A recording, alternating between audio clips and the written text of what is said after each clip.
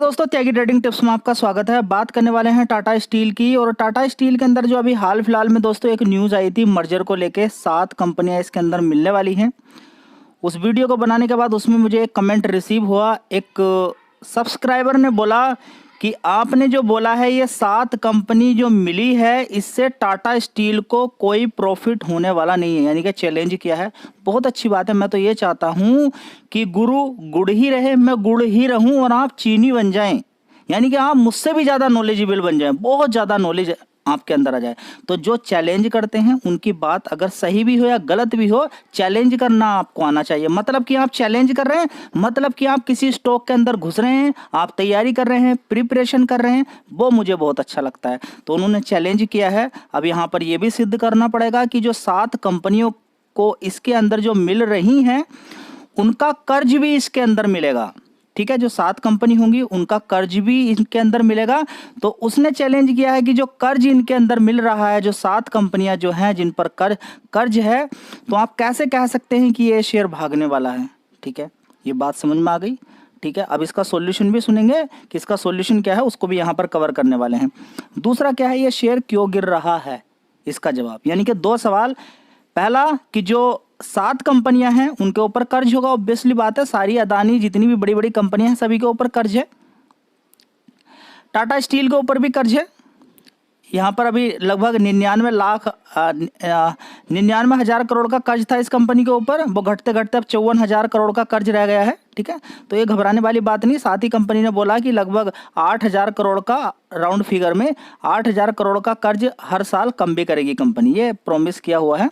और साथ में ये भी आपको देखना चाहिए कि इस कंपनी ने कितना जानदार, जब अभी हाल फिलहाल में आपने देखा कि मेटल के रेट जो आसमान छुए थे, स्टील के रेट जो ग्लोबली इतनी तेजी बनी थी, इस कंपनी ने सारी कंपनियों को पीछे छोड़ दिया, सेकंड नंबर पे जाके खड़ी हो गई। देखिए, पहले नंबर पे तो एक ही most popular number 1 Reliance industry है जिसका सबसे ज़्यादा रेवेन्यू है।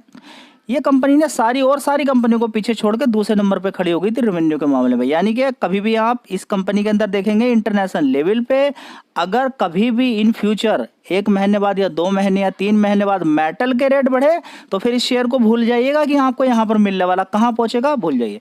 तो पहले 2 चीज को क्लियर कर लेते हैं।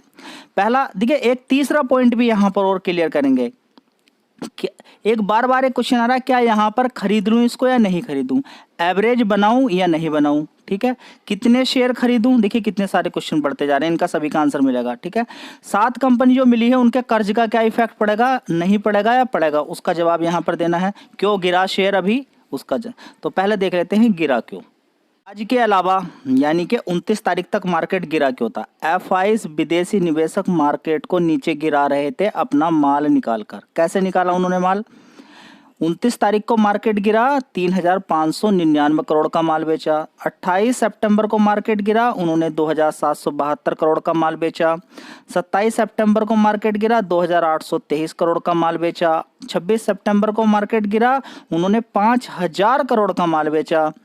23 सितंबर को मार्केट गिरा, उन्होंने 2,899 करोड़ का माल बेचा।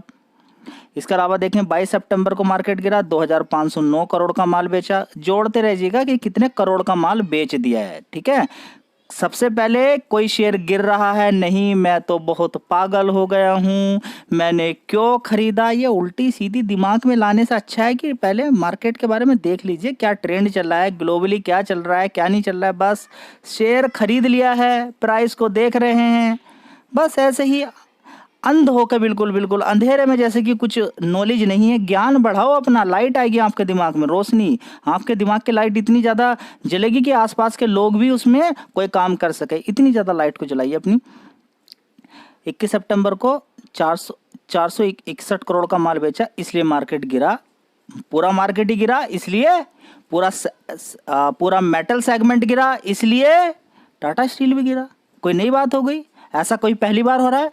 कोरोना वायरस के टाइम पे सारे शेयर गिरे थे, बड़ी बड़ी जो कंपनियां, रिलायंस इंडस्ट्री जैसी वो गिर गई थी। एचडीएफसी बैंक जो आप बड़ा मजबूत बताते हैं, बजाज फिंजर, उसकी भी टांग फैल गई थी। ठीक है ना, ये बजाज फाइनेंस 1,800 रुपये तक पहुंच चुका था, अभी आपको भले 8,000 रुपये के आसपास आपको जाता हुआ नजर आ रहा है। ठीक है, तो ये सारी चीजें समझेंगे नहीं तब तक आपको पता नहीं चलेगा। ठीक है, पहला पॉइंट क्लियर हो गया, गिरा क्यों, ये जवाब मिल गया आपको। ठीक है, अब दूसरा क्वेश्चन वो कर्ज वाला बाद में, यहाँ पर खरीदें या नहीं खरीदें उसको देख लेते। एक निवेशक या फिर 90% निवेशक सिर्फ यही गलती करते हैं, जब एक शेयर सस्ते दाम पर नीचे की तरफ मिलता है तो नहीं खरीदते। आईटीसी को देख देख कर रो रहे थे सारे के सारे लोग, लेकिन वो एसआईपी करने का पूरा मौका दे रहा था। वो नीचे की तरफ गिर रहा था, गिर के धीरे धीरे रुक रहा था, ऐसे करके बोला था कि आपकी सैलरी आ गई है, लगा दीजिए 2000, आपकी सैलरी आ गई, लगा दीजिए 2000, आपकी सैलरी आ गई, लगा दिए 2000। आपने क्या बोला? आईटीसी खराब है, आईटीसी खराब है, आईटीसी खराब है। आईटीसी तो ऊपर चढ़ गया ऊपर। इसी तरह से 2016 में बजाज फाइनेंस स्प्लिट होने के बाद 800 रुपये पहुँचा। उस समय भी यही था, नहीं मत खरीदिए, बराबरी वैल्यू है, कोई अंतर नहीं है, किसी चीज़ का कोई फ़र्क नहीं पड़ता है। वो 8000 पहुँच गया। ठीक है, और सुन लीजिए, इन्फोसिस शेयर ने एक शेयर के 1000 शेयर कर दिए, 1000 शेयर कर दिए। और 1000 शेयर करने के बाद लोगों ने कहा मत खरीदो, ये तो वही वैल्यू है, बहुत ज़्यादा शेयर्स हो गए हैं कंपनी के, कोई फ़र्क नहीं बैठ रहा है। इतने ज़्यादा शेयर करने के बाद उसने सीधा सीधा एक शेयर का 1900 रुपये पहुँच कर 19 लाख रुपया कर दिया 20 साल के अंदर। एक शेयर का 1900 रुपये पहुँचने के बाद आप कह रहे खरीदिए, मतलब मत खरीदिए, मत खरीदिए। मदरसन सुमी लगातार बोनस दे रहा, आपको लगातार बोनस दे रहा। एक शेयर का जितना टुकड़ा हुआ है, जितने शेयर हो चुके हैं, उससे मल्टीप्लाई कर लीजिएगा। टोटल जितने शेयर्स हो चुके हैं, एक शेयर जो खरीदा था उसके कितने टुकड़े हो चुके हैं, मल्टीप्लाई करंट प्राइस से कर लीजिए। अभी भी आप बहुत ज़्यादा प्रॉफिट के अंदर होंगे। तो बोनस स्प्लिट लेकर लॉन्ग टर्म को चलना मतलब कि एक बहुत बड़ी बात होती है। दूसरी बात, जो 800 रुपये का जो भाव था, जिसमें बजाज फाइनेंस 800 रुपये पे था, तो उस समय ही सबसे ज़्यादा शेयर खरीदने का मौका था। बाद में थोड़ी ना मिला है, जब वो 2000 पे पहुंच गया, 3000, 4000, 5000, 6000, फिर आप रोते रहें कि अभी तो भाग रहा है 6000 पे, आप क्या करें? कुछ नहीं करना है। अभी तक मार्केट गिर रहा था, आपसे मैंने क्या बोला था कि 5 शेयर को ध्यान बना के रखें, गिरावट हो तो खरीद लें, बर्बाद नहीं हो रही है कंपनी। कौन कौन सी? HDFC bank, Kotak bank, ICICI bank. मैं तो चिल्ला चिल्ला कर पागल हो चुका हूं। जिनकी कुछ समझ में नहीं आ रहा है, जिनकी कुछ समझ में नहीं आ रहा, वो काम क्यों नहीं कर रहे रिलायंस इंडस्ट्री के अंदर? भाई पागल हो गया थोड़े बहुत। जो आप ऑप्शन के अंदर इतना पैसा बर्बाद कर रहे हो, इतना ज्यादा बार बार मुझे मैसेज करते हो, 2 लाख उधर डूब गया, 3 लाख उधर डूब गया। ये डूबने वाले मैसेज क्यों आ रहे हैं जब ये सारी चीज? या वीडियो पूरी नहीं देख रहे हैं? लंबी वीडियो है तो फिर लंबे समय तक वेट क्यों कर रहे हो? लंबा पैसा क्यों खो रहे हो? अगर आप एक शेयर के अंदर 2 साल तक होल्ड कर सकते हैं और एक 20, 25, 26 मिनट की लंबी वीडियो कौन बना सकता है? स्वामी विवेकानंद का नाम सुना है? बोलने के लिए सिर्फ 3, 4, 5 मिनट दी गई थी। जब उन्होंने बोलना शुरू किया तो लोगों को पता ही नहीं चला उनको कितना समय दे दिया। बोल वही सकता है जिसके पास कुछ हो, जिसके पास कुछ है ही नहीं तो वो कहां से बोलेगा?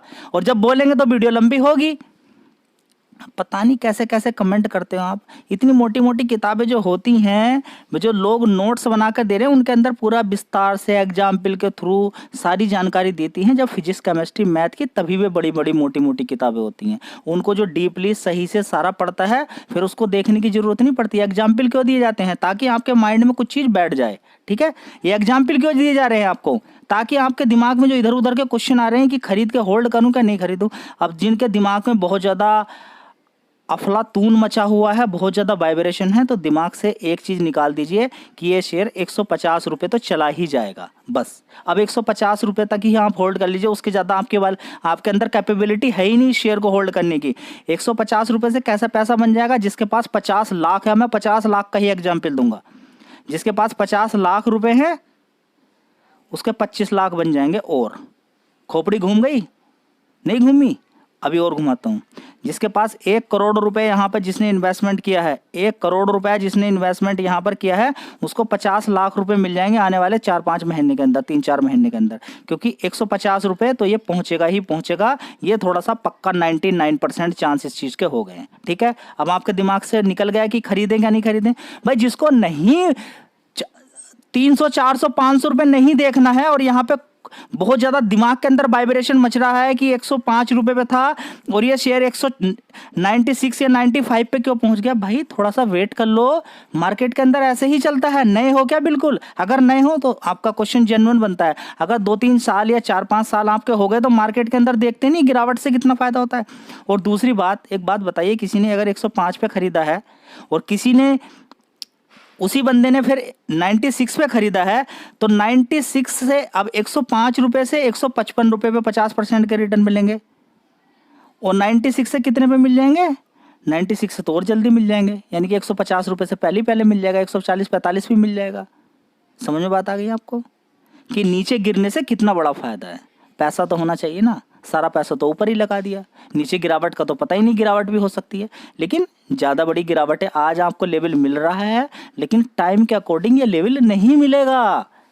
एक ऐसा लेवल जहां पर एक शेयर के बदले में 10 शेयर मिले और जहां पर आपका पूरा कैपिटल ही सेफ हो। थोड़ा सा मंथन कर लीजिए, दिमाग लगा लीजिए, क्या जो कैपिटल आप 110 रुपये से नीचे लगा रहे हैं, क्या वो कैपिटल सेफ है क्या नहीं है। सेफ है तो होल्ड कीजिए, सेफ नहीं तो फिर बात ही करनी बेकार है। वो सेफ है क्या नहीं वो कैसे पता चलेगा, जब आप पूरी जानकारी इन्फॉर्मेशन इसके बारे में लेंगे। ठीक समझ में बात आ गई आपकी।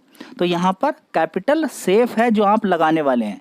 मार्केट के अंदर 50,000, 60,000, 30,000, 20,000, 10,000, 5,000, 4,000 जो भी लगा रहे हैं वो पैसा जाने वाला नहीं है इस लेवल पे आपका।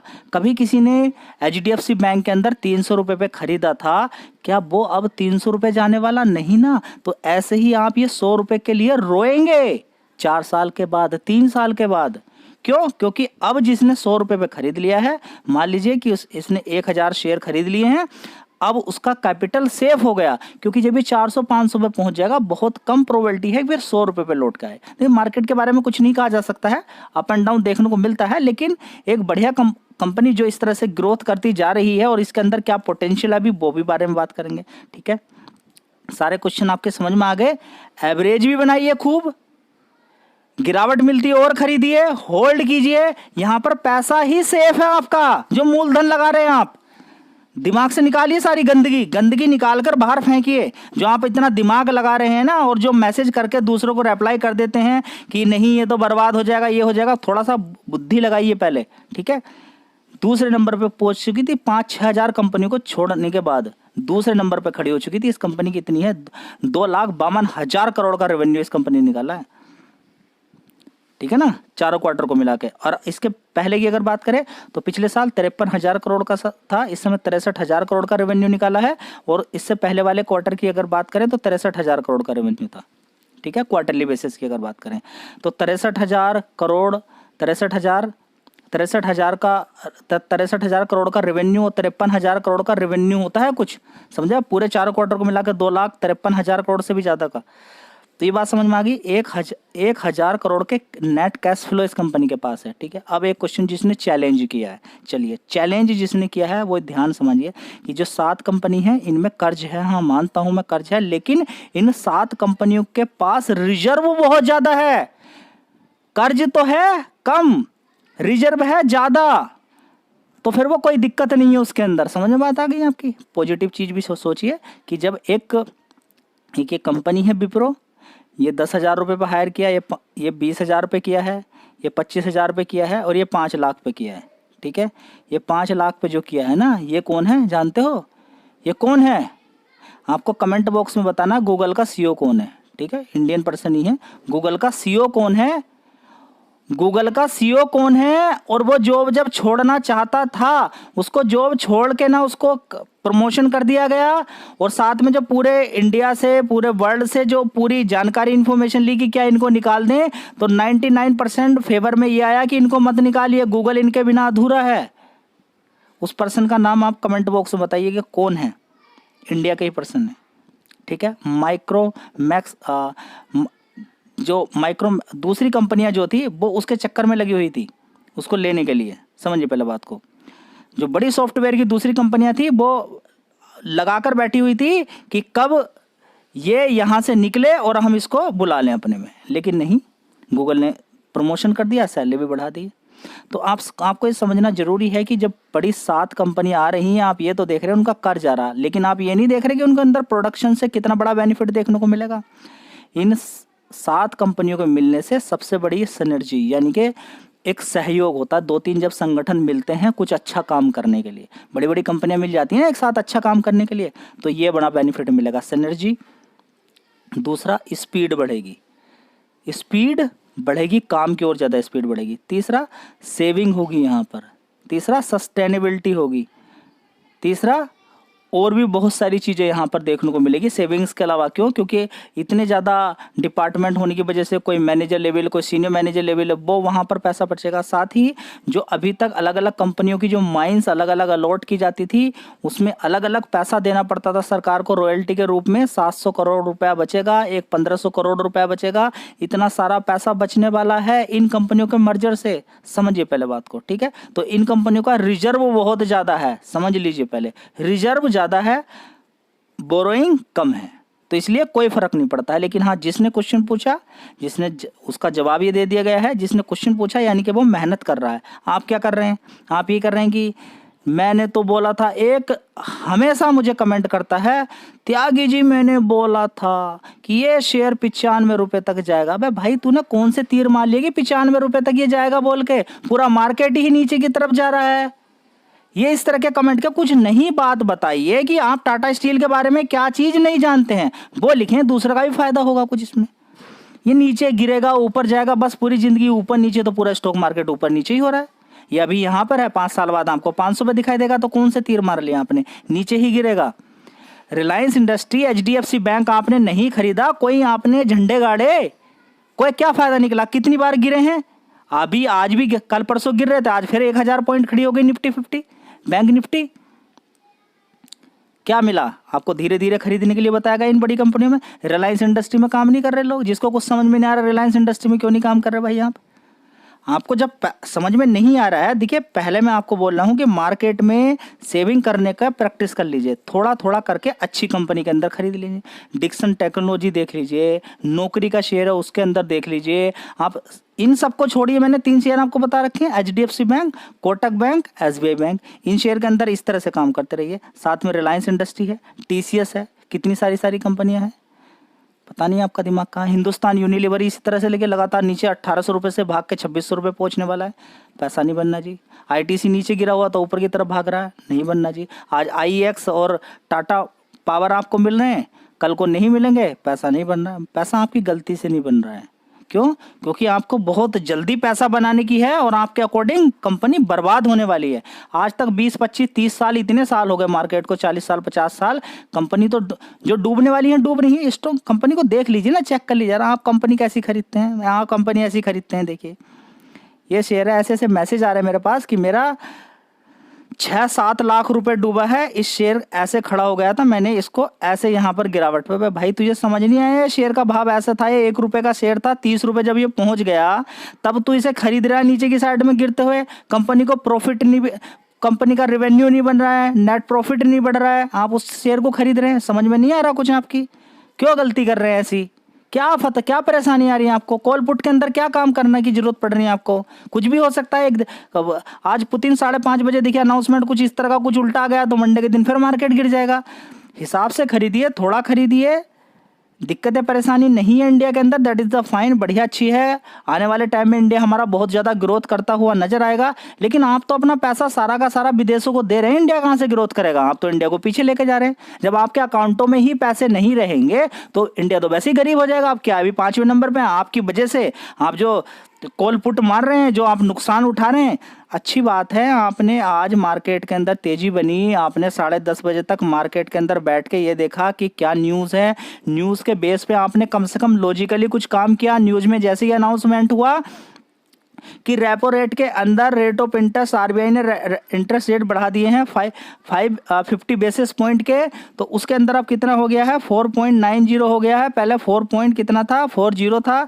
तो अच्छी बात है बैंकों के लिए। क्यों? क्योंकि बैंकों के अंदर अब यहाँ पे लोन देंगे तो पैसा आएगा बैंकों के अंदर। इसी तरह से जो रेपो रेट पर लोन ले, बैंक भी पैसा लेते हैं RBI से, तो बैंकों को, RBI को भी फायदा होगा। साथ ही जो इन्फ्लेशन है, इन्फ्लेशन अगर कंट्रोल होगी तो जो खाने पीने की चीज़ों के सामान के दाम है वो सस्ते होंगे। जो यहाँ पर इस चीज़ को बढ़ाने से क्या होगा? डॉलर का रेट गिरेगा, रिजर्व अच्छा बढ़ेगा तो डॉलर का रेट गिरेगा, डॉलर का रेट गिरेगा तो जिस तरह से हम जनवरी के महीने में 73 रुपये का कोई सामान अगर विदेश से इंपोर्ट करते थे, 73 रुपये देने पड़ते थे $1 सामान के। 73 रुपये की वैल्यू थी डॉलर की। अभी इस समय की हम बात करते हैं तो वो 81 रुपये 50 पैसे पहुँच चुकी है। तो मार्केट कभी ऐसा थोड़ी ना है बिल्कुल बिल्कुल सही चल रहा है ये सही लग रहा है आपको कि इतना विदेशों से हम क्रूड सब चीज मंगा रहे हैं, वो कितना महंगा मिल रहा है? भले कि क्रूड के दाम सस्ते हो गए हैं, लेकिन डॉलर के दाम बढ़ेंगे। अल्टीमेटली करना तो हमें डॉलर के अंदर ही पेमेंट है ना। अब यहीं से क्रूड के रेट एकदम से जंप मार जाए तो हमारी हवा ही निकल जाएगी पूरी। क्यों? क्योंकि डॉलर के रेट भी ज्यादा हो गया, क्रूड के रेट भी महंगे हो गए हैं। अल्टीमेटली क्रूड का पेमेंट हमें डॉलर के अंदर ही करना पड़ता है। $1 का पैसा आता है ना, पर बैरल इतने डॉलर पेमेंट करना है। समझ बात आ गई आपको? नहीं समझ में आ रही है? इसने लॉजिक देखा, जिसको समझ में आया कि इंडिया के बारे में अच्छी चीज बात बोली जा रही है, आने वाले टाइम में अभी और रेट ऑफ इंटरेस्ट नहीं बढ़ेंगे और ये इन्फ्लेशन है, इन्फ्लेशन को कंट्रोल करने के लिए किया जा रहा है। उन्होंने यहाँ पर मार्केट के पॉजिटिव ट्रेंड की बात हुई, यहाँ पर शेयर के अंदर तेजी बन गई, मार्केट तेज बना, तो आज यहाँ पर आप प्रॉफिट बना सकते थे अगर आप देखते तब। ठीक है, नहीं बनाया, that is the different thing. एक लॉजिकली हो गया, समझ में आ गया। लेकिन यहाँ से कॉल पुट के अंदर आप पैसा तो बना लेंगे, लेकिन आपकी फिर हैबिट बन जाएगी, वहीं पर एक दिन पैसा खो देंगे। इसी तरह से इंट्राडे में आज अगर आपने मारा किसी शेयर के अंदर, अच्छा खासा प्रॉफिट बना लिया है, तो वही एक हैबिट बन गई आपकी। या तो पैसा लेके वहां से निकल जाइए, कभी कभी कीजिए, अपॉर्चुनिटी बेस कीजिए, तब ठीक समझ में आता है। या फिर कैश में ही करते, तगड़ा अमाउंट मारते, कैश में करते, बात बन गई तो ठीक है, नहीं बनी तो बाद में देखा जाएगा। रिलायंस इंडस्ट्री के अंदर आज जैसे तेजी बनी, HDFC कोटक बैंक के अंदर, इंडसइंड बैंक के अंदर, इन सभी शेयर के अंदर तेजी बनी, मजबूत शेयर थे। HDFC बैंक के अंदर आप थोड़ा सा अमाउंट बढ़ा भी दें, ऐसे टाइम पे क्या है, तो कैश के अंदर है, नीचे गिरेगा तो कोई दिक्कत नहीं है, और बढ़ गया तो आपकी बल्ले बल्ले हो गई है। करना कैश में ही है काम, समझ में बात आ गई? यानी कि मार्जिन से पैसा, मार्जिन से माल नहीं उठाना है। जितनी भी मेटल कंपनी है उनमें सबसे हटकर काम कर रही है। मेटल सेगमेंट से अलग इस कंपनी का एक पोर्टफोलियो और है न्यू प्रोडक्ट का, जो मेटल आयरन ओर से, इनसे सबसे, स्टील से सबसे बिल्कुल अलग है, जिसको बोलते हैं न्यू मटेरियल। इसने खोज की है, टाटा स्टील ने न्यू मटेरियल की, और एक्सपेक्ट किया जा रहा है कि आने वाले टाइम में 8,000 करोड़ का रेवेन्यू निकल कर आएगा न्यू मटेरियल से। वो न्यू मटेरियल्स कहाँ कहाँ पर इस्तेमाल किए जाते हैं? वो किए जाते हैं रेलवेज के अंदर। वो कहाँ कहाँ पर किए जाते हैं? इंफ्रास्ट्रक्चर के अंदर किए जाते हैं, रेलवेज के अंदर किए जाते हैं, बड़ी बड़ी इंडस्ट्री के अंदर किया जाता है। तो अलग अलग, और साथ में क्या है, उन मटेरियल का इस्तेमाल कंपनी, जो बड़ी बड़ी मेडिकल कंपनियां होती हैं, उनके इक्विपमेंट बनाने के लिए काम किया जाता है, मेडिकल के इक्विपमेंट बनाने के लिए। तो अभी हाल फिलहाल में वहाँ पे क्या एक्सपेक्ट किया जा रहा है, देखिए अभी एकदम आ नहीं रहा है 8,000 करोड़ रुपया, 8,000 करोड़ का रेवेन्यू आने वाले टाइम में 2-3 साल के बाद इस तरह से आ जाएगा। क्यों? क्योंकि अभी हाल फिलहाल में पिछले साल और इस साल की कंपेयर करें अब न्यू प्रोडक्ट से कितना रेवेन्यू निकल कर आया है, तो जस्ट डबल हो गया है, 600 करोड़ का। ठीक है, तो वहां से एक्सपेक्ट बिल्कुल ठीक है। और एक ऑर्डर भी मिल गया है न्यू प्रोडक्ट से, क्या, 145 करोड़ का वंदे भारत एक्सप्रेस के अंदर क्या बनाने के लिए, जो सीट है उसको, सीट को बनाने के लिए। और वो सीट इस तरह की होगी, उस पर जंग भी नहीं लगेगा, क्योंकि नए मटेरियल से बन रही है, न्यू मटेरियल से बन रही है। ठीक है, ये बात आपकी पता होना चाहिए कि कंपनी के अंदर क्या क्या चीज़ें अच्छी हो रही हैं। अभी एक NINL कंपनी को खरीदा है 12,000 करोड़ रुपए देके। तो कंपनी को इसलिए नहीं खरीदा कि ये कंपनी का शेयर नीचे गिरेगा या बर्बाद कंपनी होगी। 8,000 करोड़ का नया प्रोडक्शन, न्यू प्रोडक्ट के बारे में खोज की जा रही है, और खोज करने के लिए भी टाटा स्टील ने 3,000 करोड़ रुपए दिए हैं अपनी टीम को। तो इतना पैसा क्यों खर्च कर रही है? 3,000 करोड़ रुपया जो खर्च करा है, न्यू प्रोडक्ट वहां पर तैयार किए गए हैं, क्यों? ताकि कंपनी अपने आप को आगे बढ़ा सके। NINL को क्यों खरीदा? जब डूबना ही था, सब कुछ खराब है, क्यों खरीद लिया? आपके अकॉर्डिंग तो डूबने वाली है ना कंपनी। NINL को खरीदा 12,000 करोड़ में, उसका करंट जो प्रोडक्शन था 1.5 मिलियन टन पर एनम था, इसको बढ़ा के 5 मिलियन टन पर एनम किया जाएगा। साथ ही अगर हम बात करें तो 34 मिलियन टन पर एनम तक ये कंपनी प्रोडक्शन करके देती है, टाटा स्टील। तो बहुत बड़ी खबर है यहाँ पर, जो कि आपको मालूम होनी चाहिए। पंजाब के अंदर कंपनी नया प्लांट बनाने वाली है, उससे और ज़्यादा प्रोडक्शन बनेगा। ठीक है, इसके अलावा क्या है, कंपनी, जितनी भी स्टील वाली कंपनियां होती हैं उनसे पोल्यूशन बहुत होता है, अलग अलग देश के अंदर कोई दिक्कत ना हो, तो BHP कंपनी के साथ मिलके इस कंपनी ने क्या किया है, एक टाइप किया है, ताकि जो कार्बन है उसको जीरो कर दिया जाए, यानी कि पोल्यूशन को जीरो कर दिया जाए। यानी कि आने वाले टाइम में और भी ज़्यादा काम मिलेंगे। इतनी ज़्यादा सब्सिडरी कंपनी की थी, इतनी ज़्यादा एसोसिएट कंपनी थी, 172 से भी ज़्यादा सब्सिडरी थी, कुछ यहाँ पर मिलाई जा रही है। अभी भी ज्वाइंट वेंचर की बात करें, 25 एसोसिएट, 20, धीरे धीरे उनको कम करके कम कर रही है। भूषण स्टील को भी देखिए इसने क्या किया था, जो अपने में मतलब कि मर्ज कर लिया था। तो ये सारी खबरें हैं जो कि आपको मालूम होना चाहिए। छोटी मोटी कंपनी नहीं है, बहुत बड़ी कंपनी है। डोमेस्टिक मार्केट के अंदर भी देखें, 20 मिलियन टन पर एनम का क्रूड कैपेसिटी इस कंपनी की है। टर्नओवर 51,037 करोड़ का है। तो यहाँ पर बहुत बड़े म्यूचुअल फंड जो करोड़ों शेयर खरीद रहे हैं लगातार इस कंपनी के अंदर। जैसे ही कोई दूसरा म्यूचुअल फंड बेचता है, देखिए म्यूचुअल फंड खरीदते रहते हैं, बेचते रहते हैं, म्यूचुअल फंड पे प्रेशर रहता है। क्या रसिया यूक्रेन की लड़ाई चल रही है, पीछे से कोई अपना शेयर अपना जितने भी म्यूचुअल फंड के शेयर थे वो सारे बेच रहा है, लगातार लोग बेच रहे हैं, भाई कुछ भी हो सकता है, दिक्कतें हो सकती हैं। अब जब ज़्यादा प्रेशर पड़ेगा तो वो माल बेचेंगे, क्योंकि पैसा देना है ना बेच के। अगर किसी ने बेचा है तो अब उनको पैसा देना पड़ेगा सभी को, तो वे माल बेचेंगे। तो ये सारी चीज़ों की आपको मालूम होना चाहिए। जब ज़्यादा प्रेशर पड़ता है ना, पीछे से बहुत ज़्यादा बिड लगती है, तो अगले दिन क्या करते हैं, म्यूचुअल फंड माल बेच देते हैं। तो 3 टॉप की कंपनी है, एक तो टाटा की TCS, जिनमें सबसे ज़्यादा रेवेन्यू निकल कर आता है। सबसे ज़्यादा तो टाटा मोटर्स से, उसके बाद टाटा स्टील से, फिर TCS से। अभी के हाल फिलहाल के कोकिंग कोल के प्राइस बढ़ना, अभी हाल फिलहाल में रसिया यूक्रेन की वजह से एनर्जी के रेट बढ़ना, जबकि वहाँ पर रसिया यूक्रेन यानी कि यूरोप के अंदर जो अभी हाल फिलहाल का जो क्वार्टर गया है उसके अंदर भी काफ़ी अभी तक की सबसे ज़्यादा टॉप की परफॉर्मेंस गई है। ठीक है, तो धीरे धीरे क्या है, अभी स्टील के रेट जैसे आने वाले टाइम में बढ़ेंगे, एक्सपोर्ट ड्यूटी हटेगी, सारी चीज़ें नॉर्मलाइज होती नजर आएंगी, फिर आप देखेंगे सब कुछ चेंज देखने को मिलेगा। ICICI सिक्योरिटी वगैरह ने सभी ने अच्छे 130 रुपये तक के टारगेट दिए हैं। मैक्वेरी ने भी 167 रुपये का टारगेट, JP मॉर्गन ने 147 रुपये का टारगेट, और दूसरे भी बड़े बड़े प्लेयर हैं जो बड़े बड़े टारगेट दे रहे हैं। एटलीस्ट कम से कम इसको 150 रुपये के लिए होल्ड कर लो। जो भी 1 करोड़, मतलब एग्जाम्पल दे रहा हूँ, आप 1,000 रुपये लगाइएगा, ठीक है, एग्जाम्पल दे रहा हूँ। 1 करोड़ रुपये जो लगाएगा उसको 50 लाख रुपए और मिल जाएंगे। लगा कुछ, मज़ा आया? ये मज़ा लाने के लिए बोल रहा हूँ मैं आपको, जिन्होंने ज़्यादा पैसा लगाया है और वो जो नीचे गिर जाता है, वो जो दिक्कतें परेशानी होती है, इसलिए 1 करोड़ का एग्जाम्पल ले रहा हूँ, ठीक है ना। 1 करोड़ रुपए का माल अगर किसी ने उठाया है 100 रुपये के पास, जब ये 150 पहुंच जाएगा, 50 लाख उसका और बन जाएगा और वो निकल जाएगा मार्केट से बस। यानी कि मोटा पैसा अगर आपके पास है तब आपको ज़्यादा दूर जाने की जरूरत नहीं है। तब ज़्यादा जो देखिए 100 रुपये का भाव चल रहा है, ठीक है, 100 रुपये से 105 पहुंच गया। अगर आपके पास 100 शेयर थे तो आपको कितने का फ़ायदा हुआ? 100 शेयर आपने खरीदे, 100 रुपये का भाव था, 100 शेयर आपने खरीदे, 105 तक पहुंच गया, 100 रुपये का ही भाव था, तो आपको सिर्फ 500 रुपये का फ़ायदा हुआ। लेकिन उसको पूछिए ना, जिसने 20,000 शेयर खरीदे हैं उसको तो 1 लाख का फ़ायदा हो रहा है यहाँ पर।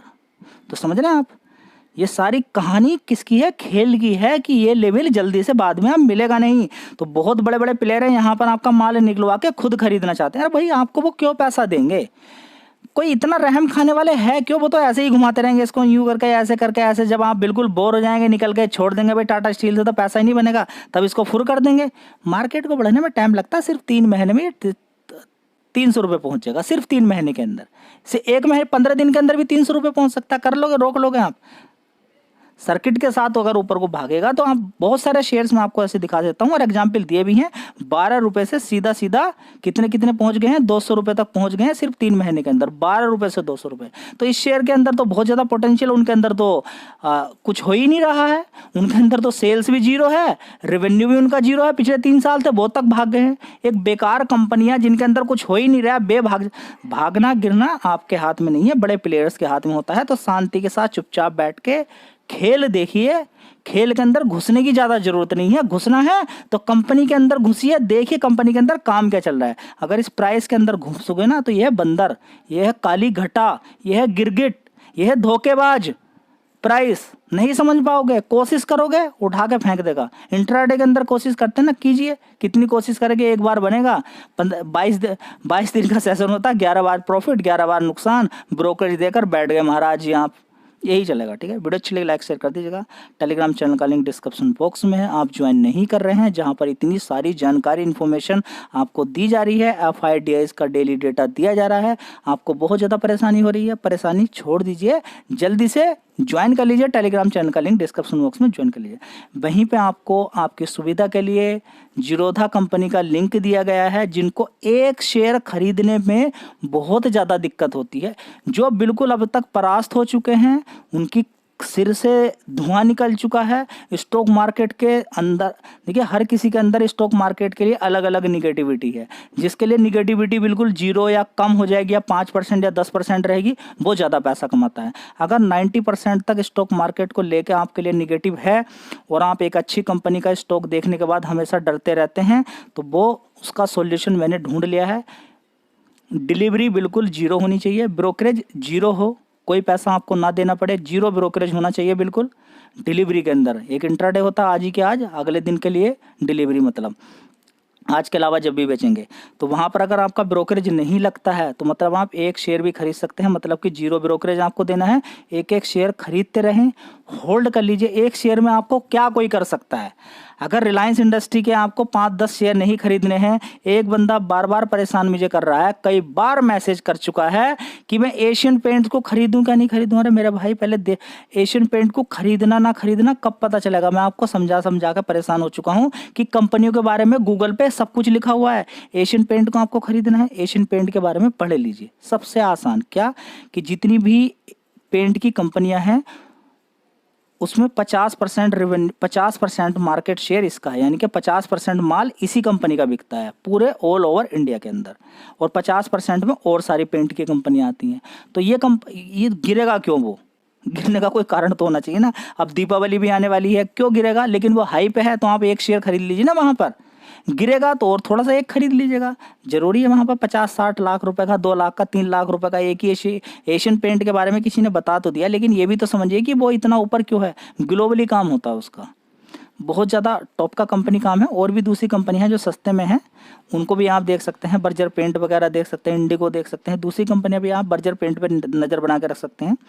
लेकिन ये बात समझ में आ गई थी आपकी कि कोई कंपनी अगर मोनोपोली टाइप बिहेव कर रही है, नहीं गिर रही है, बिल्कुल भी ऊपर ही जा रही है, उसके पीछे कारण क्या है समझ लीजिए पहले। तो एशियन पेंट मजबूत कंपनी है, ऊपर है, वो अभी 10,000 20,000 पे भी जा सकती है, बोनस दे सकती है आपको, ठीक है।